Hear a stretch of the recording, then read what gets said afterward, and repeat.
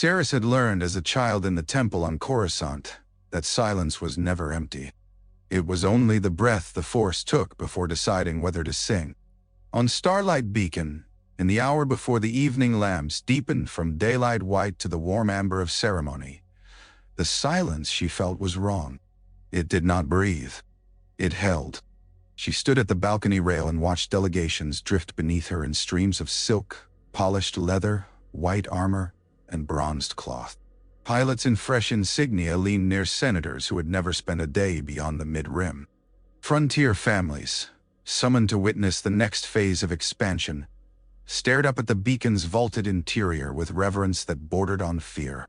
Everywhere there was light, reflected in the long banners, in the sweeping arcs of gilded support ribs, in the jewel-bright glass set into the floor. Starlight had been built as a promise made visible. Tonight it looked to Saris like a temple with too many doors. Beside her, Avar rested both hands on the rail, serene enough to be mistaken for ease by anyone who did not know her. "You hear it too." Saris did not look away from the crowd. "I hear nothing. That is what troubles me." Below them, musicians tuned stringed instruments from Hosnian Prime while a children's choir from the frontier colony of Vagran waited in ranks, trying not to fidget. Tovin, who had managed stillness for all of 3 breaths, shifted his weight at Saris' left shoulder. "Maybe the Force is simply being respectful," he murmured. "Even it knows better than to interrupt the Chancellor." Saris cut him a look without heat. "One day, your mouth will lead you into a cell. One day," he whispered back. "I hope it leads me somewhere with better food first." Avar's mouth threatened a smile and did not quite permit it. Farther down the balcony, Elzar stood half-turned toward the stars beyond the transparistile, his expression distant, as though whatever sea he heard inside the Force had drawn suddenly backward from shore. He had touched the rail on arriving and gone still enough that Saris had noticed. That by itself had been enough to knot her stomach. The chamber fell quiet as Chancellor Lena stepped onto the central dais. She wore white layered over deep green, the lines of her gown severe enough to honor office and gentle enough to soften it. When she spoke, the beacon itself seemed to listen. "We gather," she said, "not at the edge of the Republic, but at the edge of what fear has told us is possible." Warm applause answered her. Tovin joined it after a glance from Saris. The frontier families clapped hardest. They were the ones who had lived through the great hyperspace disaster, the ones who had watched impossible debris fall from clean skies and turn orchards, cities, and shipping lanes into graves. Starlight existed because the Republic had answered that terror with construction instead of retreat. It was difficult not to believe in such a thing. And yet, Cassian stood below and slightly behind the Chancellor's dais, every inch the patient servant of the Republic. He wore dark blue formal robes with silver trim, his hair touched with just enough gray at the temples to lend him the weight of experience without diminishing the force of his face. He kept his hands folded inside his sleeves. To most eyes, he was elegant, disciplined, forgettably proper. To Saris, he was a draft slipping under a closed door. At his side waited Lyra, young enough to be mistaken for an aide too recently elevated into importance, old enough in the eyes to make the mistake dangerous. Her gown was black, though not morning black. It carried a blue sheen when the light found it. She did not scan the room the way assistants did. She measured it. When the Chancellor finished, Cassian stepped forward at her invitation and bowed with effortless grace. "As liaison for the Ministry of Prospect Affairs," he said, "I bring thanks from the settlers of Vagran, whose new excavation has produced cultural materials of extraordinary age. In a time of building, it is wise to remember what once stood where we now make our homes." On cue, 2 attendants carried forward a reliquary case of dark stone banded in gold. The material drank the chamber's glow. The choir children nearest the dais had the instinctive good sense to lean away from it. Saris felt the wrong silence tighten. Avar's fingers curled on the rail. Cassian went on, smooth as oil poured over water. "Out of caution, and in reverence for antiquity, I have requested Jedi oversight for the continued work on Vagran. The settlers would receive that honor with gratitude. It was a clever request. Public, generous, difficult to refuse. Starlight existed to bind frontier worlds to the Republic by more than law. Refusing would humiliate the colony and imply distrust where the Chancellor wanted confidence. Lena turned her face toward the balcony. Jedi Master Avar, would the Order provide such guidance? Alvar did not answer at once. Saris could almost feel the music of her mind stretching toward that black case like fingers toward a note played too softly to name. The chamber waited. Then Avar said, "Yes." Applause rose again. Saris barely heard it. Her attention had fixed on the case below. A hairline crack ran through the lid where the stone had been damaged in transport. Through that sliver she felt something colder than death and older than ordinary malice. Not a scream in the force, but a pressure, like deep water against a sealed hatch. When the crowd began to disperse into smaller knots of conversation, Avar turned from the rail. "You will go," she said. Saris had expected it and still felt the weight of it land. With Tovan. Avar's gaze moved to the boy. "You are ready to see something difficult. You are not ready to define it before you understand it." Tovan bowed, chastened and thrilled at once. Elzar came nearer, hands folded behind his back. "Be careful what you touch on, Vagran. I do not think the thing below knows how to sleep politely." That was as close as he ever came to sounding openly troubled. Saris inclined her head. "Do you know what it is?" "No." He looked toward the reliquary being borne away by attendants and Cassian's shadow falling long beside it. "But I know what it is not." She waited. Elzar, maddeningly, offered no more. The evening unfolded around them in practiced splendor. Toasts were given. Pilots laughed too loudly. Senators complimented the beacon's architecture as if stone and metal were more miraculous than the lives sheltered within them. Tovan ate 3 sugared pastries before Saris noticed and confiscated the 4th. Somewhere beneath the flow of polite music, Saris felt the quiet pressure waiting. Once, across the chamber, she found Lyra looking directly at her. The younger woman smiled with only one side of her mouth, as if amused by a private joke. They departed before midnight. The shuttle assigned to Vagran detached from the beacon in stately silence, turning so the great station drifted across the cockpit view like a city made of prayer. Tovan sat at the co-pilot station, trying unsuccessfully to appear more experienced than his years. Cassian occupied the seat opposite Saris in the passenger hold. Lyra stood rather than sat, one hand braced lightly on an overhead strut as the stars lengthened into the blue-white knife of hyperspace. "I am grateful for the speed of Jedi response," Cassian said. Saris watched him over folded hands. "The Order does not like mysteries left unattended. Neither do I." His smile was modest enough to be mistaken for sincerity.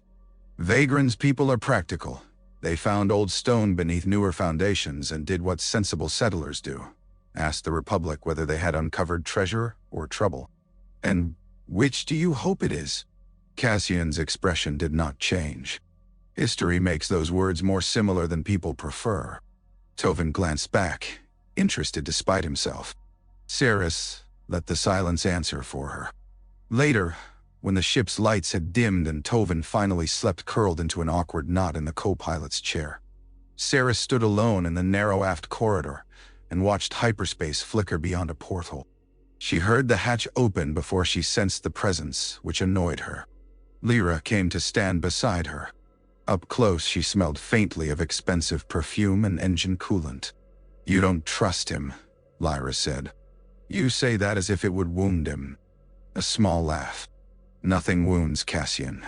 That, I admit, can be inconvenient." Saris kept her face turned toward the stars. "And do you trust him?" "With my life," Lyra said, "though I would not confuse that with love." She moved away before Saris could answer.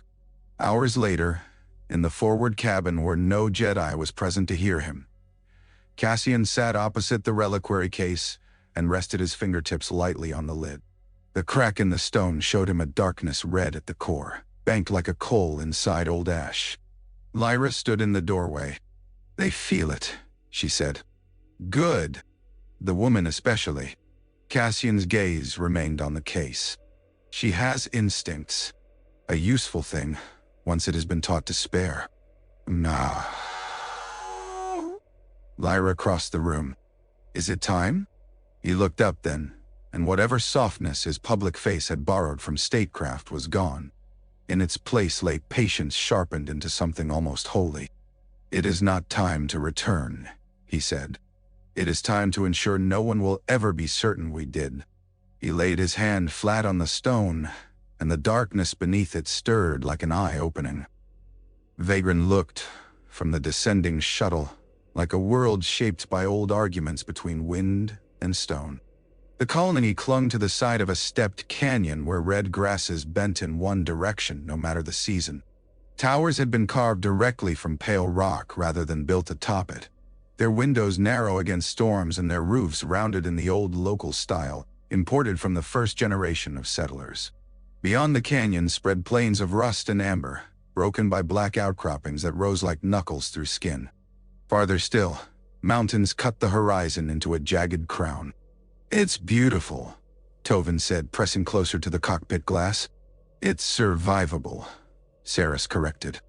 "On frontier worlds, that was often the same thing. Their arrival was received with ceremony stripped to practicality.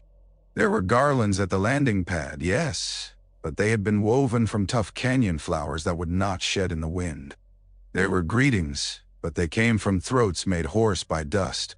Colonists bowed awkwardly to Saris and Tovin, stared a beat too long at Cassian's formal robe, and looked at Lyra with the careful appraisal reserved for strangers who arrived polished enough to seem expensive. Mara met them at the front of the gathered crowd.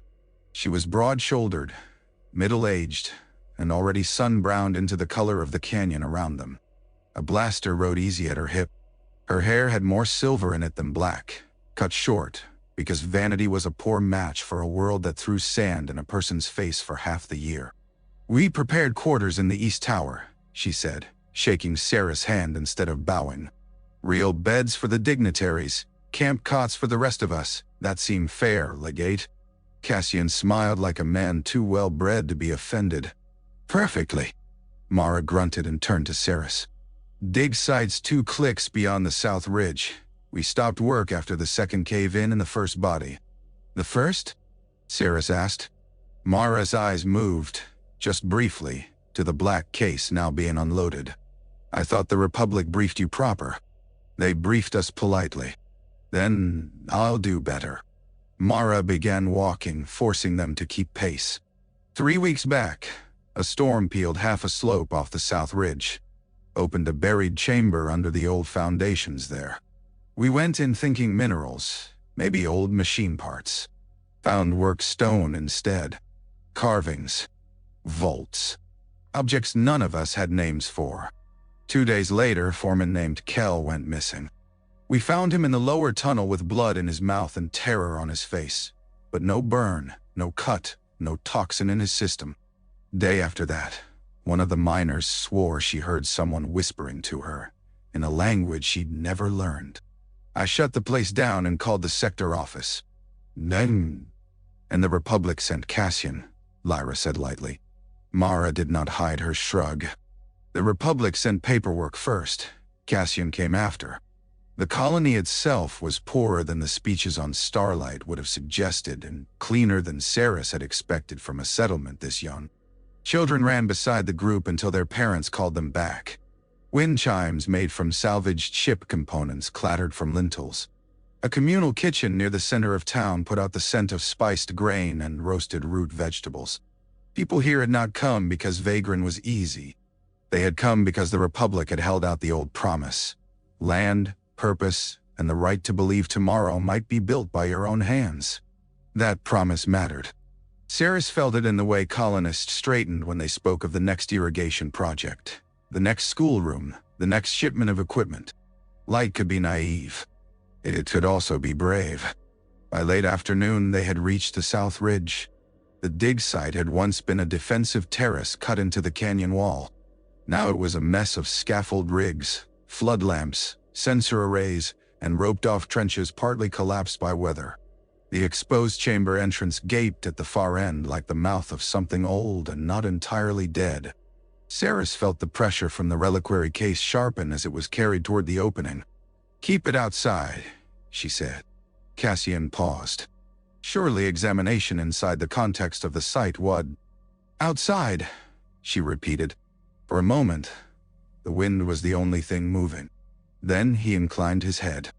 "As you wish." Mara took that as permission to breathe again. She waved workers into motion, sending them to secure the case under a shelter awning near the entrance.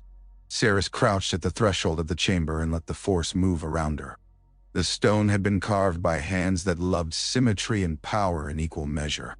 The outer walls carried repeating geometric designs unlike the devotional art common to most frontier faiths. No saints, no harvest symbols, no invocations for luck.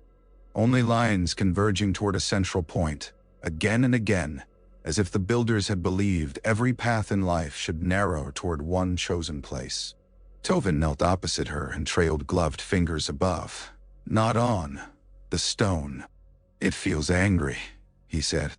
"Everything buried feels angry when brought back into sunlight," Saris replied, though she did not believe the explanation herself.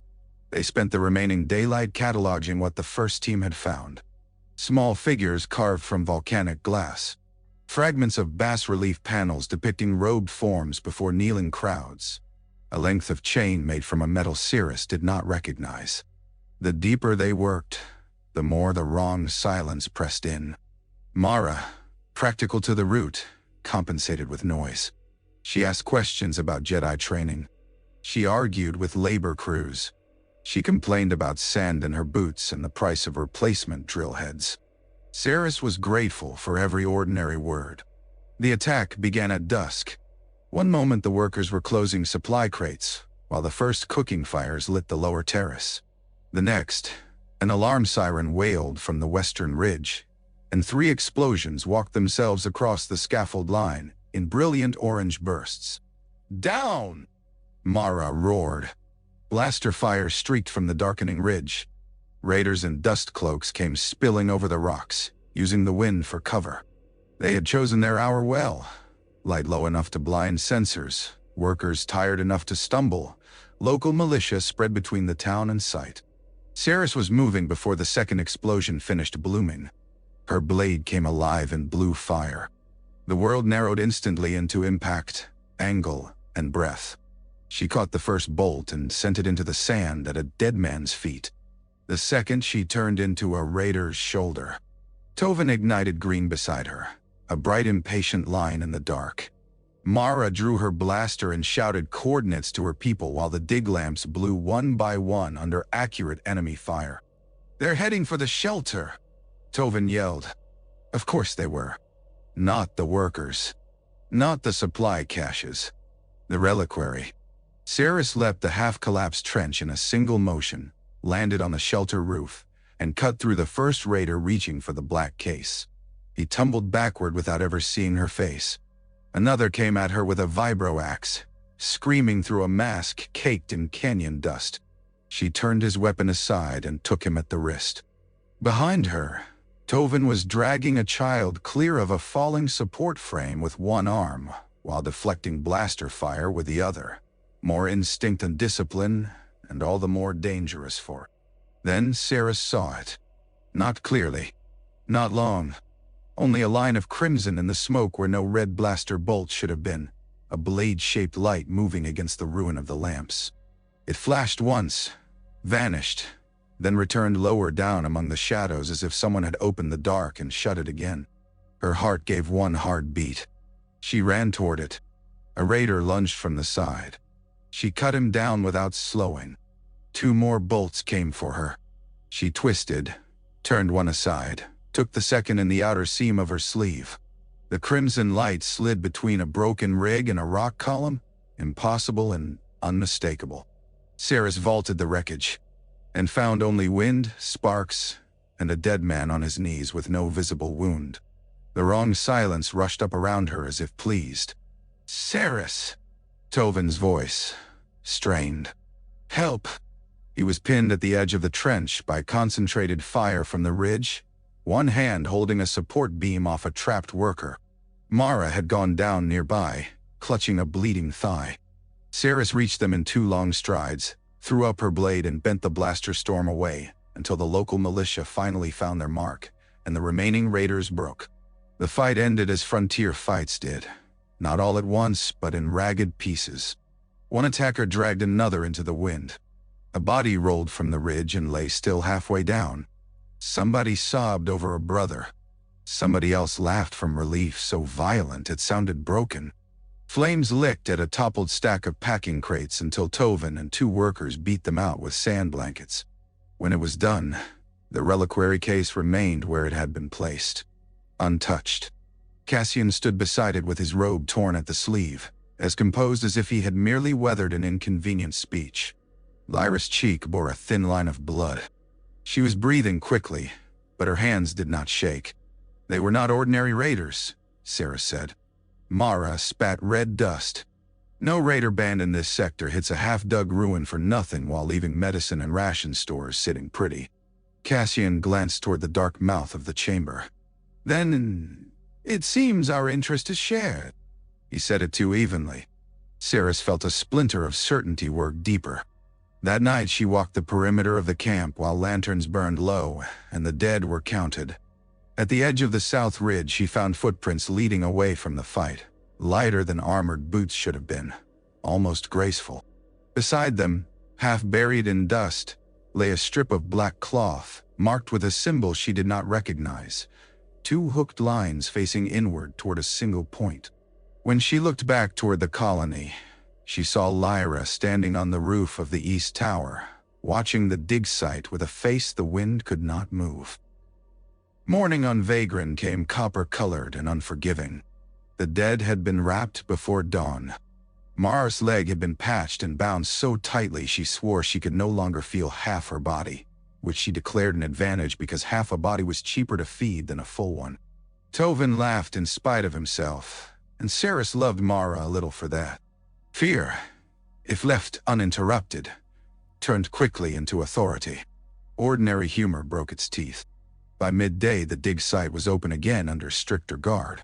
Workers refused to go below, so Saris went first with Tovin and Mara behind her, a field lantern in the warden's hand and the force drawn around the 3 of them like another, thinner source of light. The chamber descended farther than the survey scans had guessed. The first corridor gave way to a second, narrower and older. The tool marks in the walls smoothed by centuries of dust and temperature shift. The air cooled with every step. In places, the stone had a faint glassy sheen, as though it had once been heated beyond what ordinary construction required. Tovin shivered and insisted it was the temperature. Saris did not contradict him. What were people doing all the way out here before the Republic? Mara asked quietly. Surviving, Saris said. Everyone's always doing that. Yes. Mara's lantern found the first intact mural at the end of a broken hall. The panel had been carved from black stone polished so smooth it reflected their faces faintly over the image cut into it. A throne stood at the center, angular and severe. No ruler sat upon it. Instead, 2 robed figures occupied the shadows to either side, not seated, not kneeling, merely present, while a line of supplicants approached from below with bowed heads and empty hands. Tovin stared. Why hide the rulers? Maybe they were priests, Mara said. Saris stepped closer. The figures had no visible features beneath their hoods, but the sculptor had gone to unusual lengths to carve the hands. One pair was open, the other closed. Not priests, she murmured. Something worse. They found 3 more panels deeper in, each repeating the same grammar of dominance. One central symbol, 2 watchers, many kneeling bodies. In the final chamber, the geometry from the outer threshold returned, now converging on a waist-high pedestal cut from the same volcanic stone as the reliquary case. Resting atop it was an object shaped like a prism, no longer than Sarah's forearm, black enough to seem almost blue in the lantern light. The wrong silence became so dense it pressed tears to the corners of her eyes. Don't touch it, she said, though Tovin had not moved. Mara circled wide, lantern held high. That what the case was meant for? Maybe. Saris exhaled slowly. Maybe the case was made for something else, and later used to hold this. Tovin closed his eyes briefly. It's whispering. Mara looked between them. That a metaphor? No, he said. Saris reached for the Force the way she had been taught, without demand, without the arrogance of assuming it existed to be wielded rather than met. Beneath the silence, she felt a structure. Not a voice, not even an intention, but a pattern left in the stone by repeated acts of hatred or fear or worship so twisted the three had become indistinguishable. The prism did not call to her. It remembered being called to. Carefully, without touching the object itself, she extended 2 fingers toward the pedestal and brushed the surrounding air. The vision struck without warning. Corasont under a red sky. Not the true sky. Corasont barely remembered what true skies looked like, but a storm of reflected fire sliding over tower glass. Sirens.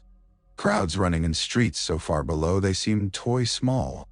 A throne room, dark, except for the glow of a single blade drawn too close to a child's face.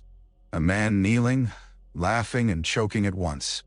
The sense of a city whose foundations had been quietly hollowed until it no longer knew what kept it standing. Then another image, stranger still. A vast chamber of black stone hung with stars that were not stars but lights in the ceiling, and at its center, an array of metal arms surrounding an empty ring, as if waiting for something to be placed within it. The vision released her with such violence she staggered and would have fallen if Tovin had not caught her. Saris? She realized she was breathing too fast. Mara had raised her blaster toward the dark out of pure reflex, as if memory itself might materialize and charge. What did you see? Not now. Saris steadied herself and looked again at the prism. This isn't a relic in the ordinary sense. It's a key, or a map.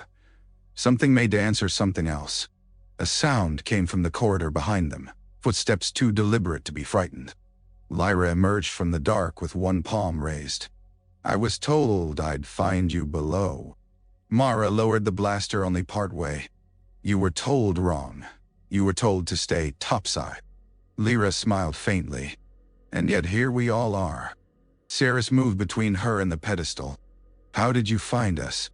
The same way everyone else does on frontier worlds, Lyra said. I followed the shouting. There was dust on her hem and none on her expression. She took in the room with disconcerting stillness, her gaze passing over the mural, the prism, Sarah's face. For the briefest instant, something like hunger sharpened her features. Then she masked it. Cassian will want to know what you found. Cassian wants many things, Sarah said. Mara, wise enough to hear the strain between those words, stepped to the corridor. I'll tell the legate myself. She had taken 2 steps before the lantern flame jumped sideways. All the shadows in the room lengthened at once. Tovin hissed and clutched at his temples. Saris felt the silence collapse inward around the prism like a fist. The murals seemed to bend, though she knew they did not move. Lyra stood very still, one hand flat against the wall, eyes closed as if listening to a melody too dear to interrupt. Then a second presence cut through the chamber, cool, disciplined, unmistakably alive. Cassian entered, carrying no lantern at all. Behind him came 2 militia guards, neither of whom looked eager to be underground. I was beginning to think you intended to keep discoveries from the Republic, he said mildly. Sarah straightened. The Republic can wait until we understand what has been found. On the contrary, he studied the prism and the room with a level gaze. Understanding is safest in institutions. Wild interpretations in caves have ruined better people than us. Tovin's head snapped up. You feel it. Cassian turned that calm attention on the boy. I feel many things. That is not evidence of anything except good nerves. Saris wanted, suddenly and with force, to strike his composure open and see what bled from it. Instead, she said, this object produced a force vision. A claim, Cassian replied. Made in the presence of no recording devices and no neutral witnesses. Mara barked a humorless laugh. Neutral? You dragged 2 half-trained bureaucrats down here and call that neutral? No. The militia guards stiffened. Cassian did not. I call it procedure. He extended a hand toward the pedestal. Saris ignited her blade before she had consciously decided to. Blue light filled the chamber. Cassian stopped. Lyra's eyes widened, not with fear but with something more intimate. Delight. You will not touch it, Saris said.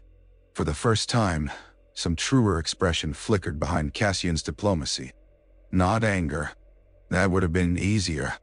What appeared instead was appraisal, as if she had moved from an inconvenience into a variable worth respecting.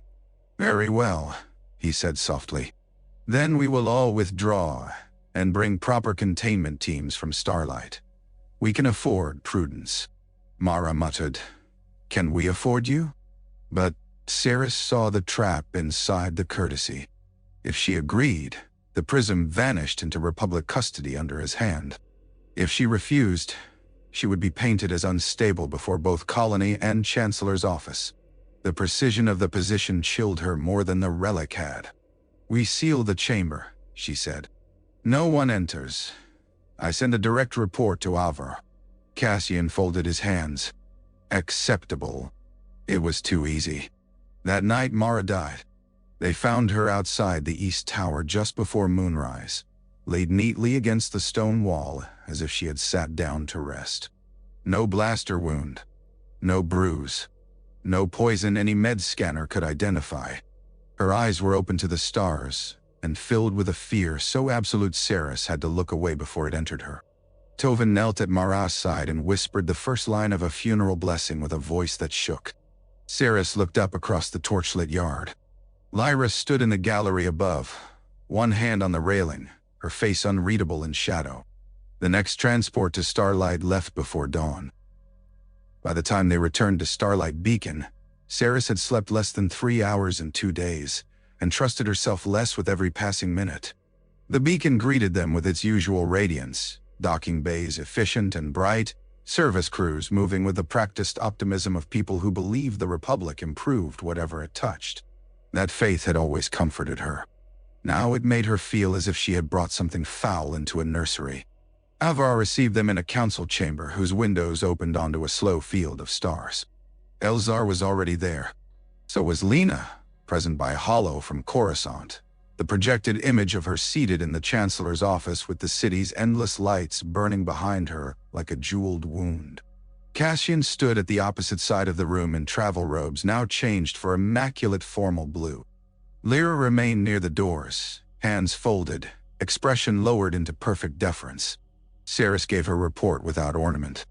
She described the murals, the whispering presence, Mara's death, the prism's vision.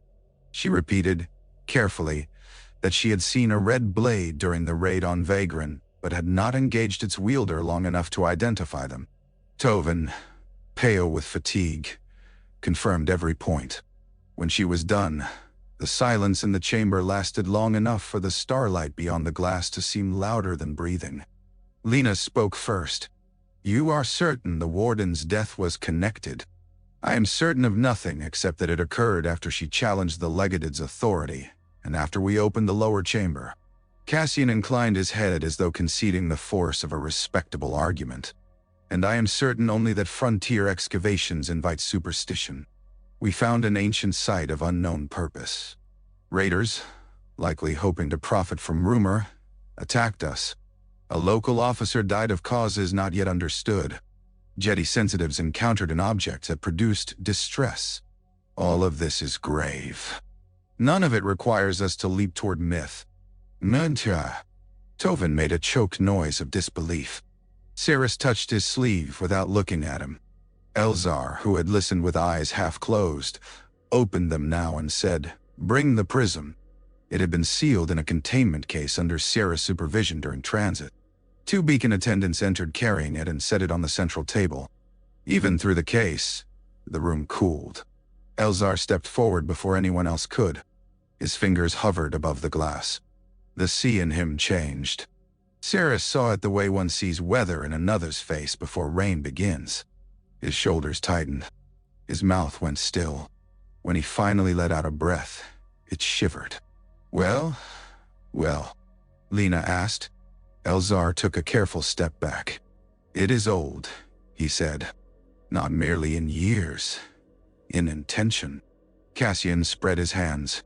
Many old things are dangerous, Master. The galaxy contains more than one tradition outside Jedi understanding. That is true, Elzar said, and looked at him so directly that Lyra's gaze flicked up in spite of herself.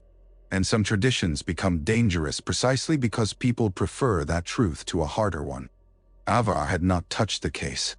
She rarely needed contact to hear what the Force sang around a person or place. Her attention moved between Saris and the prism, the way a conductor listens between two instruments trying to determine which has fallen out of tune. What did you hear on Vagran? She asked Saris. Not here, Saris said. Absence, like a note withheld. Avar nodded once, almost to herself. Yes. Lena straightened in the hollow. If we suspect the excavation links to a wider threat, I can order Prospect Affairs to suspend all claims and transfer site custody to Starlight. That would be wise, Saris said. Cassian turned to the projection of the Chancellor with admirable restraint. Madam Chancellor, Frontier confidence is brittle after the disaster.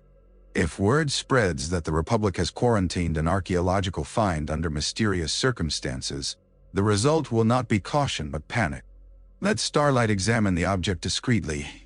Yes, but we must not create legends where facts are still scarce.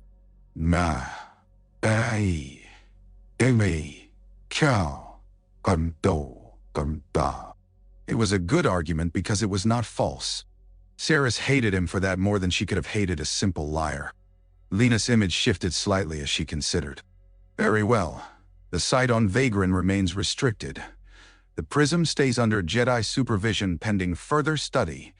Legate, your office will cooperate fully. Cassian bowed. Of course.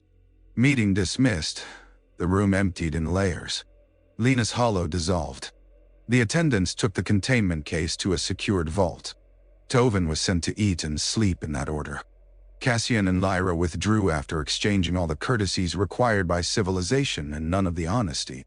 At last only Saris, Avar, and Elzar remained with the stars. You believe me, Saris said. Avar's answer came without hesitation. Yes. The word loosened something in Saris she had been holding hard enough to bruise.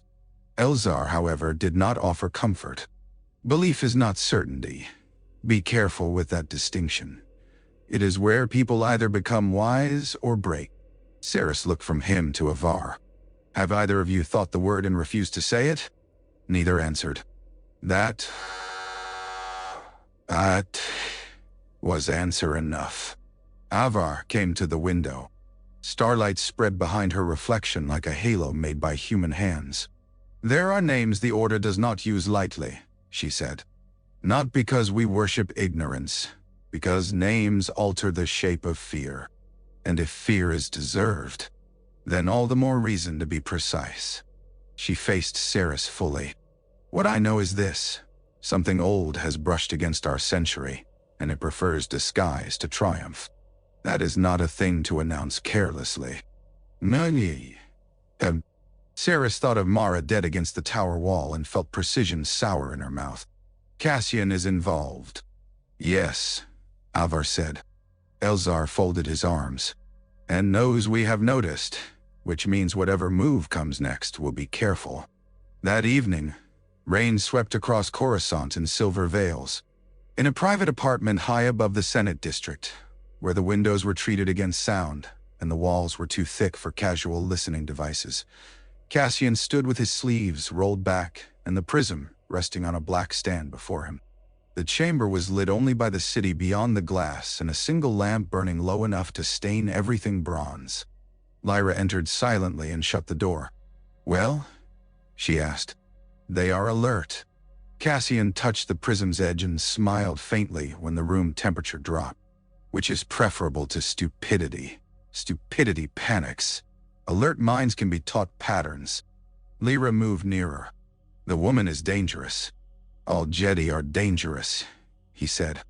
That is why Bane survived them and the rest of his kind did not. He had never spoken that name aloud in her hearing before. The change in her posture pleased him. Empires, he said, invite heroes. Heroes produce martyrdom. Martyrdom makes stories. Stories teach the enemy where to look. Bane understood that a blade seen is already half defeated. He opened a hidden compartment in the stand. Inside lay the hilt he never carried in public, dark metal wrapped in leather worn smooth by years of use. When he touched it, a low red glow leaked between his fingers and painted the prism like a coal in a furnace. We do not return by conquest, he said. We return by making every honest witness sound mad. Lyra's eyes shone in the dimness. And Khar Dagan, the prism remembers the path. And the beacon. Cassian looked out over the innumerable lights of Corasont, each one a household, office, chamber, or shrine in the capital of an age so proud of its own brightness, it mistook itself for safety. The Kyber convoy arrives at Starlight in 3 days, he said. Fear enough people in the right place, and the shroud will begin to wake. The convoy came in under formal escort and private dread. 7 freight haulers carried refined Kyber stabilizers, medical components, atmosphere processors, and sealed relief stores bound for newly sanctioned frontier colonies. 2 Republic corvettes flanked them. A squadron from Starlight rode ahead in ceremonial formation because the arrival was meant to be public, reassuring, another small festival in the long political campaign called Hope. Cirrus hated that festivals now made her look for where the knives would come from. She and Tovin were stationed aboard the 3rd freighter from the lead, officially as added reassurance after the Vagran raid, unofficially because Avar trusted Cirrus' instincts enough to place her where any hidden hand was most likely to reach. The cargo vessel's captain, a woman named Sol Naret, with half her scalp gone to an old plasma burn, treated Jedi with a skepticism so healthy Cirrus liked her immediate. If anyone tries anything near my hold, Sol said as they completed their pre-arrival check, I intend to be unreasonable about it. That is my preferred quality in a captain, Cirrus replied. Tovin pretended to study the sensor board and whispered, Is it bad I now like every terrifying woman we meet? It's not bad, Cirrus said. It's educational. Over comms, Avar's voice moved through the formation like a clear bell. All vessels, maintain spacing and keep your arrival band clean. We celebrate in 1 hour. Let's avoid dying before refreshments. Pilots laughed. Tension eased. Even Cirrus smiled. Then the lead corvette vanished from sensors. No explosion. No warning. 1 heartbeat it existed in its assigned lane. Blue engine signatures steady, transponder clean Dagan. The next, there was a bloom of static and empty coordinates. Every alarm on the freighter erupted together. Interdiction spike, Sol barked. Space folded wrong outside the forward viewports. 3 black shapes tore out of the dark where nothing had been, gravity mines spitting arcs of distorted light between them. 1 freight hauler lurched sideways, as if caught by an invisible fist. Another lost engine control and began to roll, its hull lights strobing madly. Shields! Sol shouted. The first impact hammered through the deck a second later. Cirrus was running before the ship finished shuddering. Tovin beat her to the hatch by half a step, green blade already ignited. Crew members stumbled in the corridor as internal grav plates hiccuped. Somewhere aft, something metallic screamed. This way, Sol yelled over the klaxons. Cargo breach on 2. They reached the hold to find one of the outer docking clamps severed and the emergency bulkhead half closed. Smoke flooded the compartment in greasy gray coils. Through the gap, Cirrus could see star black beyond, and between wreckage sparks, figures in pressure masks cutting through the inner seals with boarding torches. Raiders then, but not random ones. Their timing was too exact. Their target too specific. Tovin hurled himself toward the breach with all the beautiful stupidity of youth. Cirrus intercepted the first blast aimed at him and sent it back into a boarder's chest. The man spun into vacuum before he could scream. A second attacker came through the gap low and fast, vibroblade out.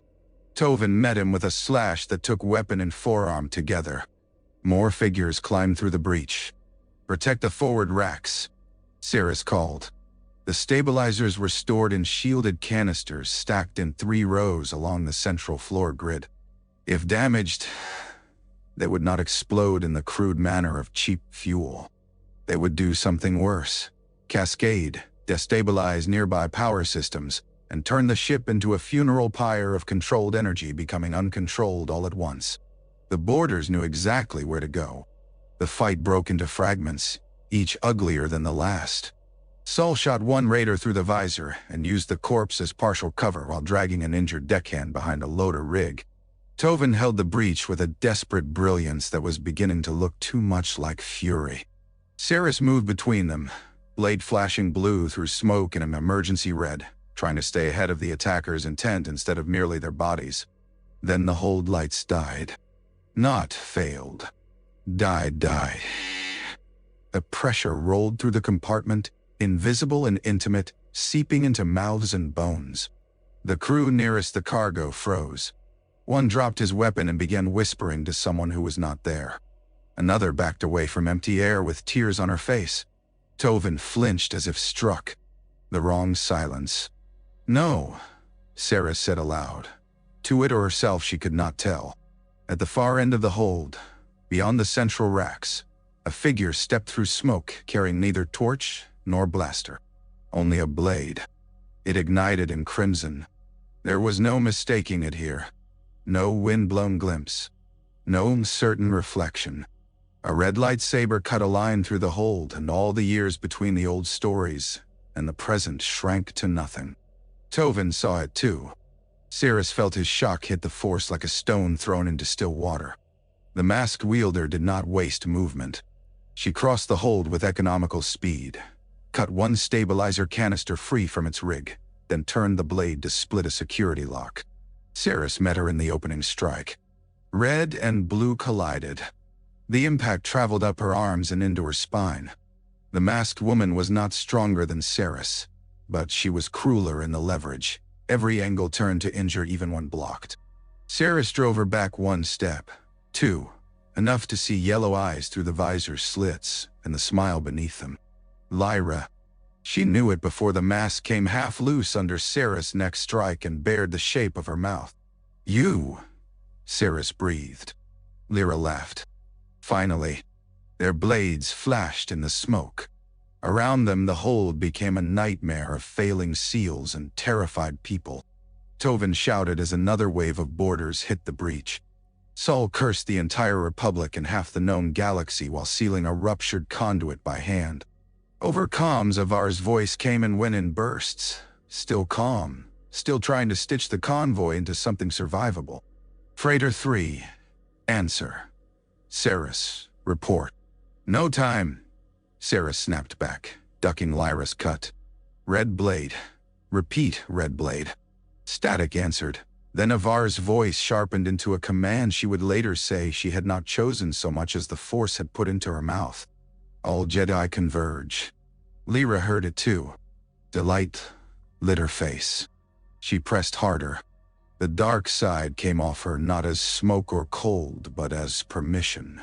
Permission to hit where it hurt most, to take joy in fear, to use every human weakness as a grip. Saris felt it trying the edges of her own thoughts, finding anger already waiting. Mara dead in the dust. Cassian smiling before the council.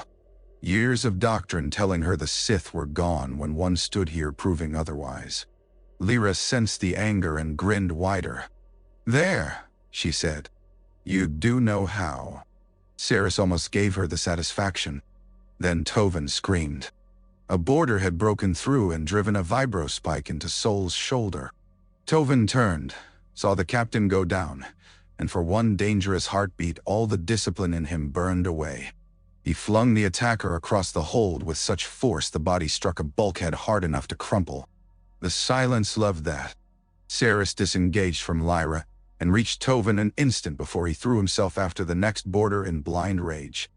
"Breathe," she ordered. "They'll kill everyone. Breathe, Tovin. His chest heaved. His eyes had gone almost black with terror and anger. Another second and he might have crossed a line children in the temple were warned about in parables, never expecting to find it under their own feet. Saris laid one hand against his sternum and held the force between them, not as restraint but as anchor. Around them, the hold shook. Lyra lifted the severed stabilizer canister with both hands and vaulted toward the breach. "Stop her!" Sol shouted through gritted teeth. Saris ran. She caught Lyra at the outer clamp just as the woman severed the final maglock. Vacuum shrieked between them. Lyra twisted. Their blades crossed once more, and for a heartbeat Saris thought she might take her. Then Lyra cut the emergency umbilical instead. The boarding gantry tore free. Air howled from the hold. Loose crates and bodies went with it. Saris drove her blade into the deck grid and caught Tovin with her free hand as the ship tried to empty itself into space. Lyra, already clipped to a tether line hidden beneath her cloak, let the current take her outward into the dark, the stolen canister strapped to her back. Her mask ripped away entirely as she went. "You were too late on Vagran," she called over the roar. "You'll be too late again." Then she was gone into the black, a crimson line vanishing toward one of the shadow ships. Emergency seals slammed down hard enough to bruise the deck. The hold stank of ozone, fear, and blood. Tovin coughed beside her, still shaking. Sol pushed herself upright with one good arm and spat on the floor. "Well," the captain said hoarsely, "that seems like exactly the sort of thing the Jedi archives are going to hate." A red blade in the hold of a Republic convoy changed nothing and everything. It changed nothing because the official work of the Order did not halt. Relief schedules remained. Security meetings multiplied. Starlight turned its attention outward with greater vigilance and greater public confidence. The Chancellor issued measured statements about pirate aggression and the need for unity. Frontier worlds sent thanks to the Jedi for protecting the convoy. Damage reports were filed. Funerals were held. It changed everything because once Saris had seen the blade clearly, every prior uncertainty reorganized itself around that fact. Cassian stopped pretending not to interest her. Lyra stopped pretending not to exist. Avar stopped advising patience in the gentle voice she used for anxious younglings, and began advising it the way one warns a starship captain not to overcorrect during atmosphere entry. Elzar became quieter than usual, which on him was like watching storm clouds choose direction. Tovin did not sleep through a full night again. In the end, it was Elzar who handed Saris the key. Not literally. Literal things could be discovered, intercepted, or denied. Instead, he came to the meditation terrace 2 nights after the convoy attack and stood beside her looking out at the starfield until she was the one who spoke. "You know where something is hidden." Elzar's expression did not shift. "I know where the Order stores records it prefers to remember without displaying." "On Corasont." "Yes." "Will the Council authorize access?" "No." Saris turned to him. "Then why are you telling me?" His mouth bent in something too tired for a smile. "Because there are moments when rules preserve civilization, and moments when they preserve a mistake. I have not decided which this is. I thought you should have the opportunity to decide for me." Tovin came with her because there was no longer a version of this danger that left him behind. Avar did not formally approve the journey. She merely signed their transit order, looked Saris in the face and said, "If you find what you fear, bring back proof before you bring back outrage." Corasont received them in rain. From above, the capital was a vertical galaxy of its own. Towers rising through weather and cloud into light while the lower levels drowned under layers of industry and forgotten stone. The temple stood clean against that immensity, but Saris did not go there first. Elzar's hint had not pointed toward the living archives of the Jedi. It had pointed older, lower, to a sealed repository under the former judicial district, preserved after Republic restructuring and used rarely enough that even security systems seemed to have forgotten how much they hated visitors. They entered through a maintenance passage disguised as a service corridor for adjacent civic infrastructure. Tovin, dripping rainwater and trying to hide how much the endless city still overwhelmed him, muttered, "I thought secret archives would smell grander." "They smell like mold because truth is badly funded," Sarah said. He laughed, then sobered as the corridor opened into the vault. Ancient stone, not polished temple marble, lined the chamber walls. The mosaic floor depicted the Republic's earliest expansion roads in blue and gold tile, now faded to muted dusk. Rows of sealed alcoves rose into shadow, each marked by dates so old most living citizens would misplace them by centuries. Here lay records not forbidden exactly, but inconvenient to public myth. Saris activated the locator key Elzar had encoded into her comm bracer. A soft pulse guided them toward the western alcoves. "What are we looking for?" Tovin whispered. "After Rusan," Saris said. "After the last known Sith war. Testimonies. Irregularities. Anything that suggests the ending wasn't clean." "Nah. You think the Order knew?" "I think institutions rarely admit how messy survival is." The alcove opened under her hand with a hiss of old seals. Inside waited 3 data cylinders, one holopad preserved in a static field, and a packet of brittle physical pages from a century when people still believed paper concealed things machines could not. Tovin took the cylinders. Saris activated the holopad. Text bloomed above it in archaic Republic script. Reports from recovery units in the aftermath of Rusan. Multiple contradictory claims regarding final dispersal of enemy command structure. Persistent theories of survivorship dismissed in public for reasons of civil stability. Her pulse quickened. She scrolled farther. One surviving doctrinal fragment recovered from a burned archive makes repeated use of a binary principle. Not an order. Not an army. 2, go. Always 2. 1 to embody power. 1 to pursue it. If credible, such a system would favor concealment over open conflict, and could, in theory, persist indefinitely beneath the notice of broad institutions accustomed to larger threats. Tovin looked up sharply. Saris. She was already reading the next line. Recommendation. Preserve internally, suppress externally. Announcement of possible surviving Sith lineage absent proof would risk social destabilization and incentivize imitators. The room seemed to narrow around the words. Not extinct, Tovin whispered. Hidden. A voice behind them said, At last. Cassian stood at the end of the aisle with Lyra half a pace behind him. Rain still jeweled the shoulders of his cloak, but nothing else about him belonged to the public world anymore. The mild diplomacy had been stripped away so completely, Saris wondered how she had ever believed it genuine rather than chosen. Lyra's left arm was bound under her cloak from the convoy fight. Her eyes burned all the brighter for the injury. Tovin moved to shield the data cylinders. Saris stepped between them and the intruders. You followed us. Cassian's gaze drifted briefly to the open alcove, then back to her. You would be disappointed if I pretended surprise. This ends here, Saris said, igniting her blade. Red answered blue. The sound of Cassian's saber filled the vault like a wound reopened after centuries. The blade's light turned the old mosaics to slaughter colors. Tovin staggered at the sight of it, not disbelief now, but confirmation so complete it hurt. Cassian advanced one step, no more. You still think in terms of endings. That is why the Jedi keep surviving our lessons only to learn none of them. Lyra sprang toward Tovin. Their fight exploded sideways through the aisle, green and red against old stone. Saris met Cassian in the center. He was better than Lyra. Not faster, though he was fast. Not stronger, though he used leverage with merciless efficiency. Better because every exchange with him felt premeditated before it existed, as if he fought not the duel before him, but the person he had already decided she was.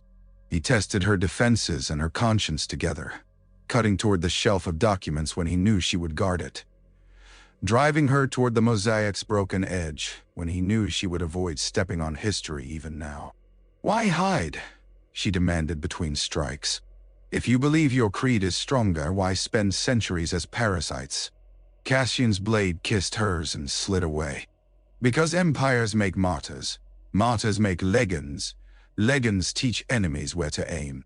He drove in hard, forcing her back 2 paces. Bane understood what your order never did. Survival is victory's first and longest form. Behind them, Tovin cried out.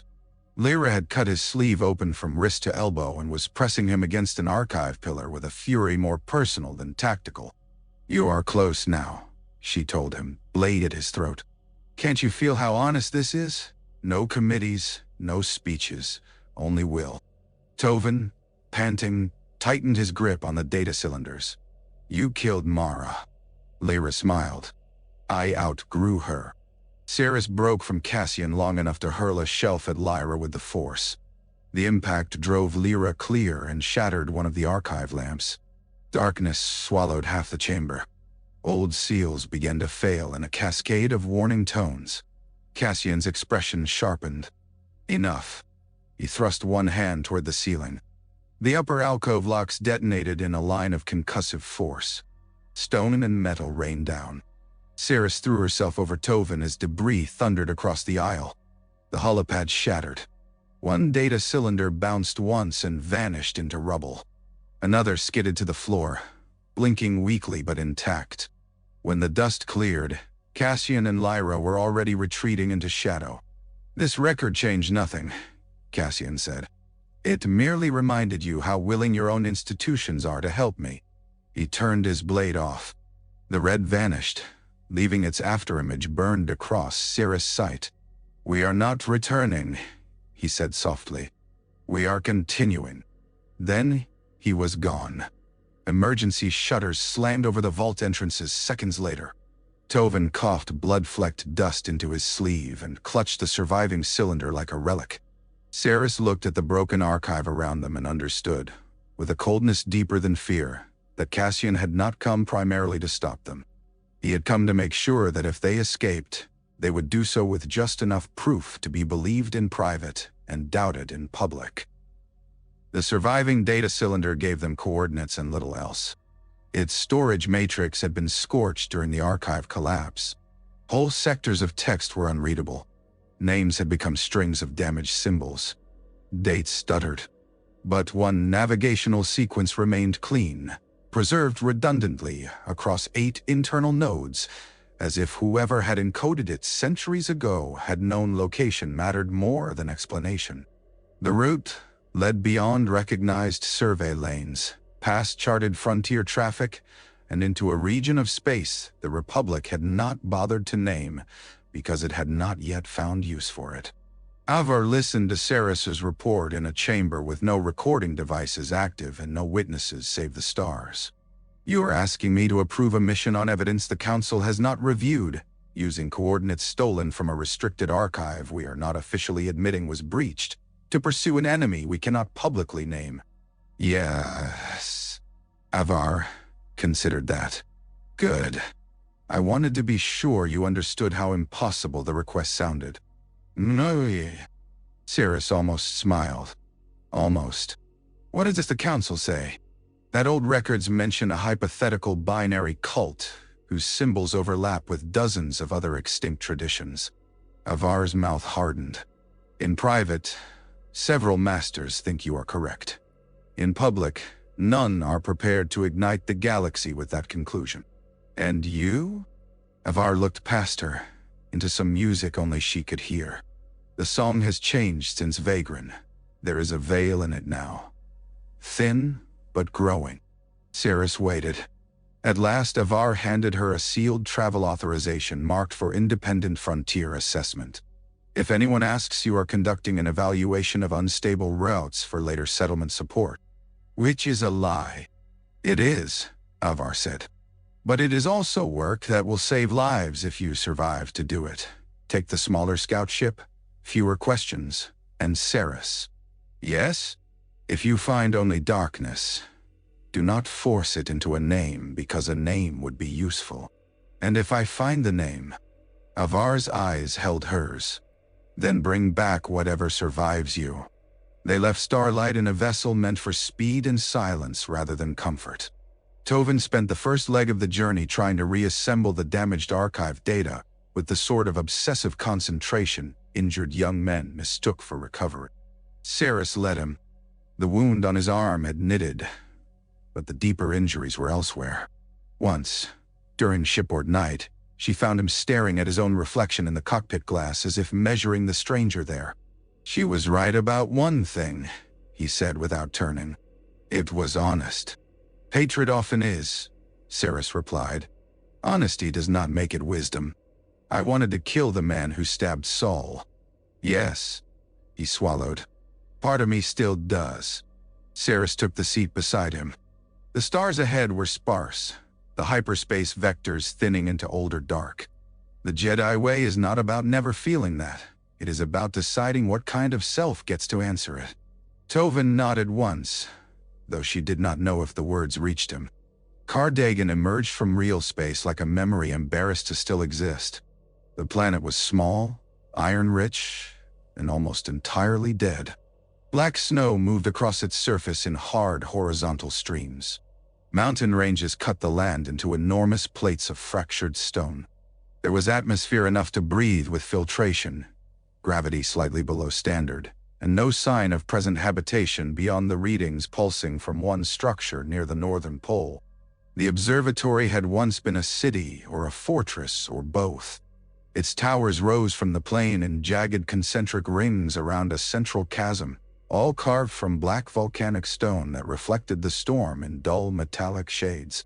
Colossal faces had been worked into the outer walls, not portraits exactly, more like declarations of disdain rendered at architectural scale.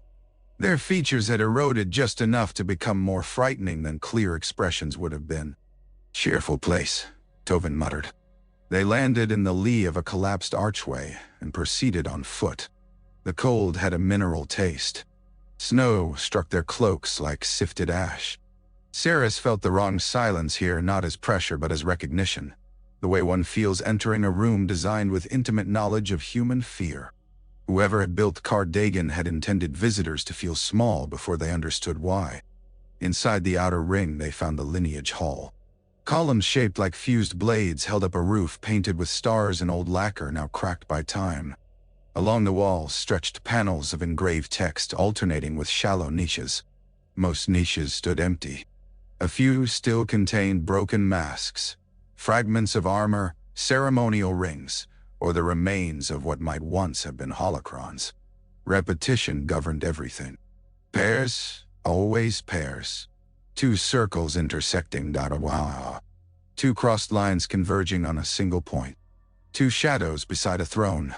Toven ran gloved fingers over one panel and stopped. Saris. The inscription had survived more clearly here than in the Corasont archive. The language was older, but the structure recognizable enough to translate with patience. One to hold dominion, one to hunger for it, one to conceal, one to inherit. Thus the line survives where armies fail. Saris felt the truth land in her body with sickening simplicity. The Sith had not died. They had narrowed. Every century since Rusin, while the Jedi taught peace in temples and settled disputes under sunlight and escorted children to schools and stood beside chancellors declaring the future open, there had been two. Somewhere. Always two. Not enough to rule by force. Enough to wait for history to tire. Toven stepped back from the panel as though it might stain him. Why didn't we know? We did, Saris said bitterly. Once. A sound echoed from the next chamber. A soft metallic click. Saris turned just in time to see the floor section beneath Toven drop away. He grabbed the lip with his good hand. Snow-laden air gusted up from the shaft below. Saris lunged, caught his wrist, strained. A red blade flashed from the dark and struck the stone between them. She recoiled. Lyra stood on the far side of the broken floor, cloak snapping in the draft from the shaft. Her wounded arm was free now, bound tight but functional. She looked thinner, sharper, fever-bright. "Toven," she said, as if greeting him at a formal dinner. "You came." Saris ignited her blade. Get away from him. Lyra's attention never left the boy hanging over the dark. Or what? You'll cut the floor and finish what gravity began? Tovin's grip slipped. Cirrus seized him with the force and hauled him up beside her. He rolled across the stone, breath ragged. Lyra tilted her head. He still chooses you first. How lovely. Why help Cassian? Tovin demanded, struggling to his knees. Why any of this? Her expression changed, not softened, but focused inward for a heartbeat. Because he found me when I was a tool, other people threw at walls until something broke. Because he told me pain could mean rank instead of shame. Because he never lied that the galaxy eats the weak and calls it order. She smiled again, brittle and dangerous. And because he was right. Behind her, deeper in the complex, a low mechanical hum began to rise. The array, Lyra said. We are late. She retreated through the archway, blade extinguishing into darkness as she went. Cirrus helped Tuvin up. Can you move? Yes. Can you think? He looked toward the arch where Lyra had vanished. Ask me after I stop wanting to. Together they followed the hum toward the center of Khar Dagan, where the old observatory waited like a pupil dilating. The center of Khar Dagan was not a throne room. It was worse. The observatory opened over a circular chasm so deep its bottom vanished into red mist. Bridges of black stone crossed the void at 6 points, converging on a suspended platform held aloft by ancient magnetic projectors that still somehow lived. Around the platform rose metal arms in a ring, each taller than a starship and bent inward toward a central cradle where the prism now hung, turning slowly in crimson light. Energy crawled along the arms in low pulses. The air smelled of ozone, scorched mineral, and something almost sweet. The scent of old corruption woken. At the edges of the chamber, half hidden by machinery, 6 captives knelt bound to anchor posts.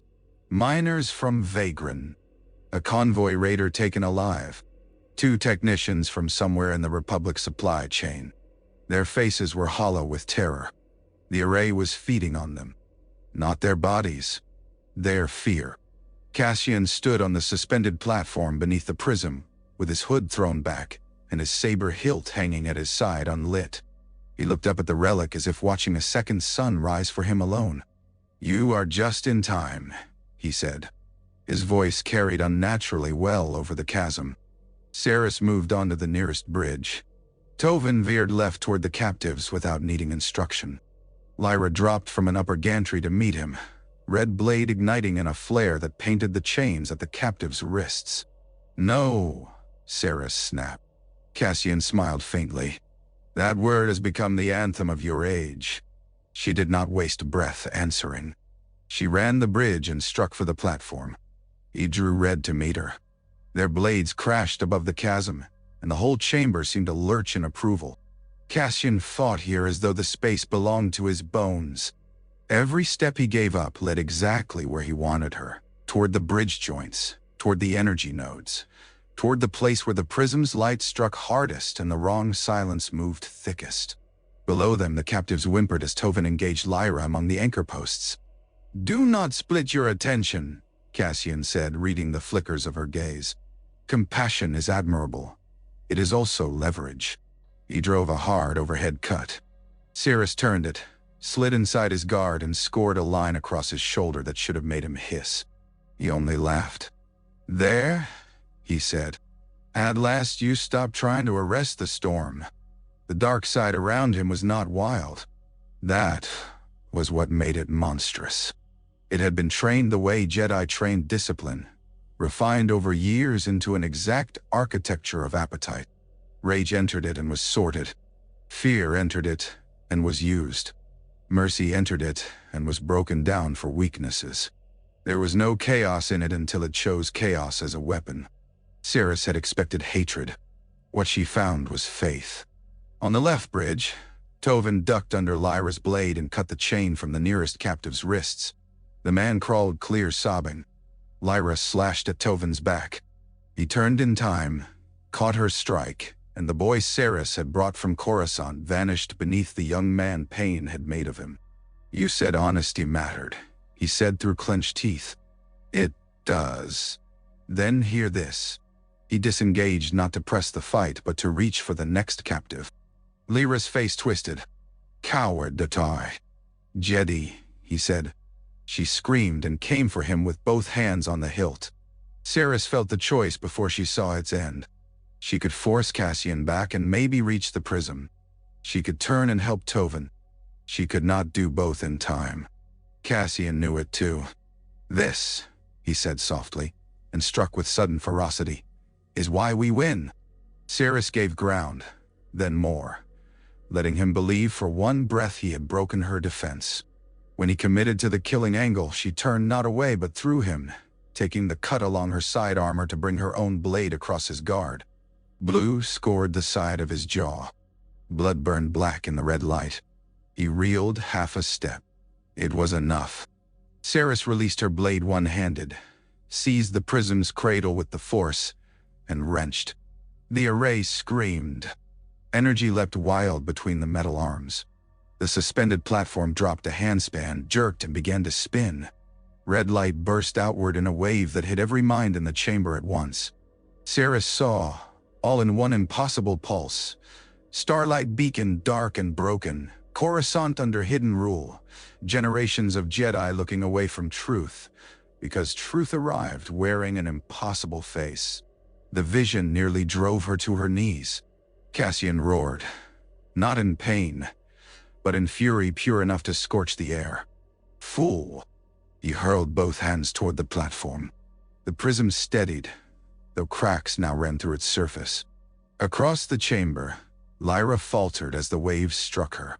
Tovin used the opening to free 2 more captives. One of the miners grabbed a dropped blaster and fired wildly. The bolt struck Lyra in the thigh. She stumbled, then turned not on the miner but on Cassian. Saris saw the thought form in her before it became action. If the master was weakened, the line might become hers. Lyra leapt the bridge rail, landed on the platform edge, and drove her blade toward Cassian's exposed back. He did not even turn. His free hand snapped out. The dark side hit her like a wall. She froze mid-strike, eyes wide in sudden comprehension. Impatience, Cassian said, voice calm again, is why you were never going to inherit. He ignited his blade backward through her chest. Lyra's mouth opened. No sound came. For one shocking moment she looked less furious than betrayed, as though some buried part of her had preserved one childish certainty against all evidence, that the one who forged her would not be the one to discard her. Cassian pushed her away. She fell into the chasm without another word. Tovin shouted her name despite everything. The distraction nearly killed him. One of the array arms discharged across the bridge, splintering stone. The remaining captives screamed. Saris reached the platform just as Cassian pulled the damaged prism into his hands. You see now, he said, blood on his mouth. I do not need victory today. I need a century that doubts this day occurred. He thrust the cracked prism into the cradle once more. The array answered with a final convulsion. Darkness rippled outward from the chamber, not visible exactly, more like a bruise spreading under clear skin. Saris felt it pass through her, through Khar Dagan, through whatever vast living fabric connected world to world. A shroud. Thinner than Cassian wanted, perhaps, but real. Then the platform's supports failed. Run! Saris shouted. She caught Tovin and the nearest captives in the force as the first bridge segment broke away. Stone plunged into the chasm. Red mist billowed upward. Cassian, already on the far side through some path he had prepared long before, gave her one last look. There will be a Sith on Corasont itself, he said, and your descendants will call him Surprise. Then he vanished into the collapsing dark. Saris got 4 captives out. One of the miners lost his footing and disappeared into the red.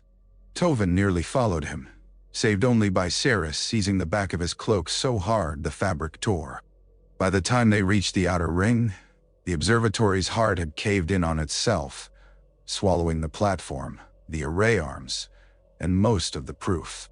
Black snow rushed into the ruin. Dagan began to bury its own history again. They returned to Starlight with fewer proofs than wounds. The captives were real. Their testimony was fragmented by trauma and the array's influence, but real. Tovin's account was precise except where emotion broke his voice. Saris brought back the torn piece of the prism cradle fused to a sliver of black glass, trace energy signatures on her saber hilt, and the damaged archive cylinder from Corasont. There was also the cut on Cassian's shoulder, which no one on Starlight could verify because the legate had not yet returned from his official tour. Truth, Saris discovered, did not arrive as a single shining object. It came in bruised pieces that asked institutions to risk themselves for an incomplete picture. That was often too much. The private council convened in a chamber smaller than the formal one and far less beautiful. Avar, Elzar, and 3 other masters attended in person. Lena appeared again by hollow, this time with no staff visible behind her and fatigue laid bare around her eyes. Tovin sat at Saris's right with fresh bandages visible at his collar and wrist. The recovered captives had been taken to medbay and would speak later if they could. On the table between them lay the damaged cylinder, the black glass shard, and Saris' written testimony. Avar activated the cylinder first. Static. Distortion. Fragments of audio die. An ancient voice speaking of binary doctrine, concealment, survivorship. Then a break, then Saris's own breath from the Corasont vault recording without images, then one clean instant of red hum resonance unmistakable to any Force user present and deniable to almost everyone else. The masters listened in stillness. When it ended, one of them, a severe Mirialan woman with brows knit in thought, said, "This is grave. It is not conclusive." Tovin actually made a sound of disbelief. Saris put a hand over his fist before he could rise. "How much more would you like?" she asked. "A corpse with a confession note?" "No," the master said, not unkindly. "I would like a conclusion that does not ignite panic across the Republic on evidence a clever prosecutor could unravel in a day." Elzar had been staring at the black glass shard. "You speak as if panic is the only cost." "It is not," another master said. "But neither is silence always cowardice." Lena's image flickered slightly as the transmission compensated for distance. "If we announce the possible survival of the Sith without public proof, I do not fear only panic. I fear imitators, cultists, opportunists, and every rival state or criminal network using the word as cover for its own ambitions. The Republic is still binding itself after the disaster. Worlds will hear what they want to hear. Worlds will hear what they want to hear." Saris stood because she could not remain seated and say what had to be said. "They are already using our reluctance as cover," she said. "That is the strategy, not conquest, doubt. They showed themselves only enough to wound certainty, and then vanished into our caution. Every time we lower our voices because we lack a complete ledger of their crimes, we do the work for them." Avar's gaze did not leave her. "And if we speak now? Then at least the next Jedi who sees a red blade will not waste precious minutes convincing herself the impossible is impossible." Silence again. At last Elzar leaned back and let out a long breath. "The sea is clouded," he said quietly. Whatever happened on Dagan did not fail entirely. One of the other masters turned to him. "You are certain?" "No." A humorless smile touched his mouth. "Which is becoming a theme." Avar rose. She moved to the window, hands clasped behind her back, a white and gold figure framed by stars and the slow traffic of ships. When she finally spoke, her voice held neither triumph nor surrender. "We do not announce this," she said. Tovin stared at her as if struck. Avar went on before either of them could protest. "We do not announce because we cannot prove to the galaxy what we can barely prove to ourselves, and because fear loosed carelessly is also a weapon. But we do not dismiss it. We do not bury it. We open a sealed inquiry. We open a sealed inquiry under restricted authority. Every witness statement is preserved. Every artifact is logged in hidden archives on Starlight and Corasont both. We track Cassian quiet. Cirrus's anger did not vanish. It changed shape. Lena lowered her eyes for a moment before meeting Cirrus's gaze through the hollow. "I know this feels smaller than the truth you carried back," she said. "Sometimes the state survives by moving smaller than truth. I do not ask you to like that. I ask you to decide whether surviving long enough to act again matters." It was a politician's argument. It was also, infuriatingly, not empty. Tovin looked to Cirrus. She saw in him the same demand she felt in herself. "Tell me whether this is wisdom or surrender." She did not know. "Preserve everything," she said at last. "No editing. No softened language." But she... Avar inclined her head. "Agreed." The meeting adjourned without relief. Later that same night on Corasont, in an upper Senate reception chamber flooded with warm light and expensive laughter, Cassian returned to public life. He wore a fresh formal tunic, the cut at his jaw concealed beneath a neat strip of skin that looked like the result of some minor travel inconvenience. He accepted concern with amused graciousness. He spoke to senators about shipping security, expansion logistics, and the moral importance of frontier investment. He bowed over Lena's hand and expressed regret that pirate aggression continued to steal attention from her vision for unity.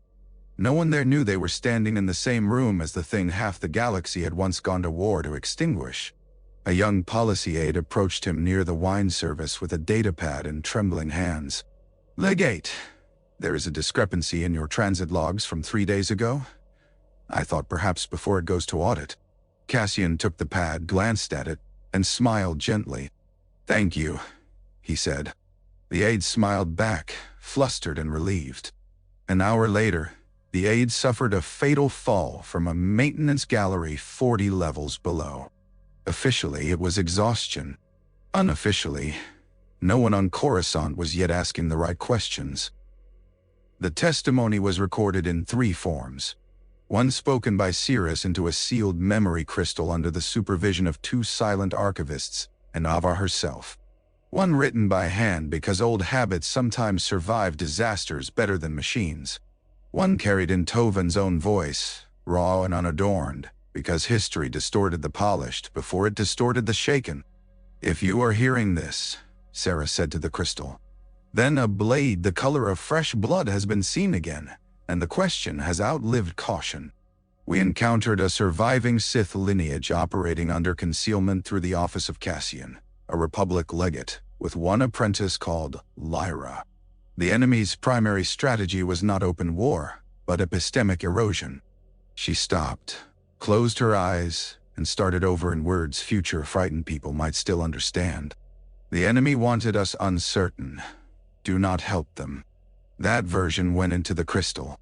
One copy of everything remained on Starlight in a vault beneath restricted survey records. Another went by a private courier to a sealed repository on Corasont, under the highest authorization Avar and Lena could quietly compel. Saris watched the cases being closed and felt how frail containers looked around truth. A few centimeters of metal. A lock. A code phrase. Civilization was often insultingly thin.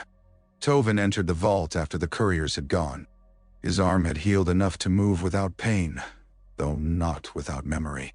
"Do you think anyone will open them?" "Yes," Sarah said. "When?" She looked at the shelves disappearing into shadow. "Probably too late." He accepted that with the bitter steadiness of someone learning adulthood faster than kindness would prefer. Avar found them afterward in the memorial garden near Starlight's eastern observation ring. Someone had designed it as a frontier oasis rendered in miniature. Hardy grasses from half a dozen colonies, stone paths warmed by hidden conduits, and a shallow reflecting pool that held the stars when night came. Morning light made the blades of grass look tipped in fire. "I filed your request," Avar said. Cirrus turned. "You approved it?"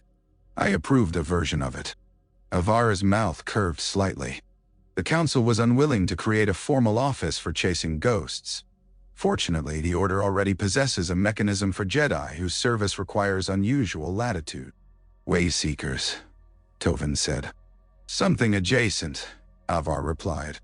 Unofficially, you will continue following disturbances along the outer routes.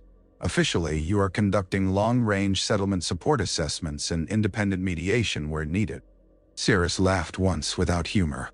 So I become useful enough to hide. You become free enough to move. Avar stepped closer. There is a difference. There was. Cirrus felt it and resented the necessity of it at the same time. And Tovin? Avar looked at him with the grave affection she reserved for the young, when they had already paid too much. If he chooses to continue. Tovin did not hesitate. I do. Avar nodded as if she had expected nothing else. Then go carefully. The line you found has survived by patience. Do not answer patience with theater. Nah. Cirrus thought of Cassian standing in the observatory light, saying there would one day be a Sith on Corasont itself, hidden so completely the galaxy would mistake him for order. The sentence had lodged in her like shrapnel. If we do nothing, she said, he may be right. Avar's eyes moved to the stars visible through the garden's open arch. Doing nothing and being unseen are not the same. That was the closest thing to blessing she offered. They departed 3 hours later in a scout ship with a patched engine cowling, a sparse manifest, and no ceremony. Tovin handled the preflight with more confidence than he had owned a week before. Cirrus walked the perimeter once before boarding, more from instinct than sentiment. Starlight shone above and around her, clean as a vow. People crossed its corridors laughing, arguing, carrying crates, kissing children on the hair before shifts, discussing trade routes and irrigation needs and station menus and broken lifts. Ordinary life, stubborn and glorious, worth defending even when it did not know what stalked it. Avar stood on the embarkation platform as the ramp began to rise. Bring back whatever survives you, she said again. Cirrus inclined her head. I will. The ramp sealed. The ship detached and rolled out from the beacon into open dark, where the station's white and gold brilliance narrowed behind them into something almost small. Tovin sat in the pilot's chair and looked straight ahead. What do we tell people when they ask what we're doing? He asked. Cirrus settled beside him. The truth. He raised an eyebrow. A portion of it, she amended. We're helping worlds that need help. And if we find him? Her hand rested lightly on the console between them. Then we listen first. Strike second. And this time we leave with more than a story. Far away on Corasont, dawn was rising over the Senate district in tiers of pale gold and dirty rose. Cassian stood alone on a balcony high above the city, the morning wind pulling at the hem of his dark robe. Below him, traffic lanes filled. Towers kindled one by one as if the planet itself were a machine beginning prayer. Somewhere in that immeasurable urban body, Lena was preparing another day of governance. Somewhere else, clerks sorted supply requests and children recited lessons and maintenance crews cursed failing lift systems. Life layered so thickly that even evil required skill to move through it unnoticed. He touched the cut at his jaw and smiled faintly. Dagan had not given him everything. The shroud was imperfect, the array destroyed, Lyra dead by her own impatience. Yet, enough had been accomplished. The veil in the Force now lay a little denser around his line.